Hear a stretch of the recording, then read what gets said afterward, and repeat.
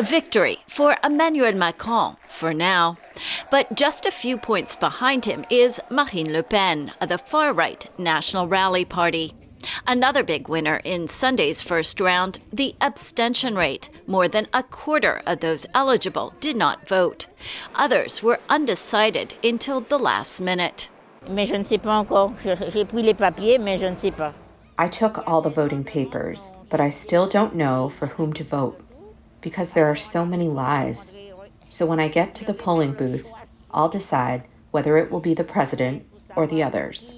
I voted for my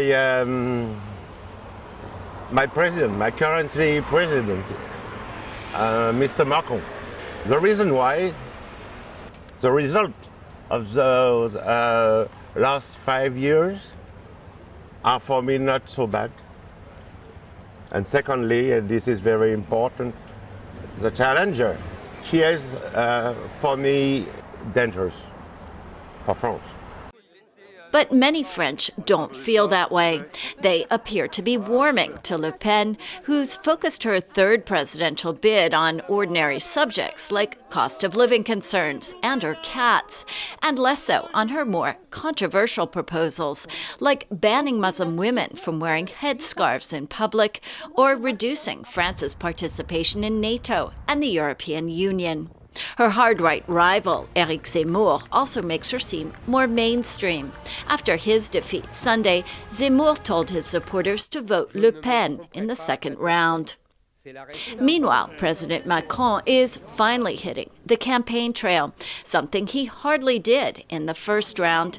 Experts say that, among other reasons, cost him votes. Macron needs to be there. He needs to campaign very, very hard, be everywhere, talk to everybody, and address all issues where it seems a little bit distant, precisely the bread and butter issues, salary, energy costs, rents. All of this, he has to be present.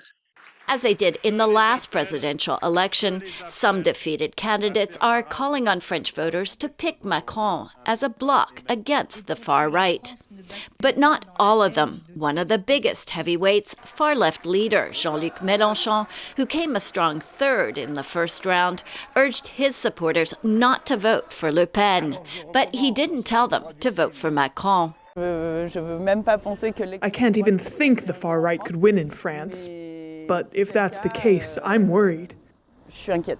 And I'd be a little disappointed in France. Runoff says she may vote for Macron in the runoff, but it's unclear how many other French voters who may be underwhelmed by their president or by the political landscape in general will do the same. And that, experts say, could end up being good news for Marine Le Pen. Lisa Bryant for VOA News, Paris.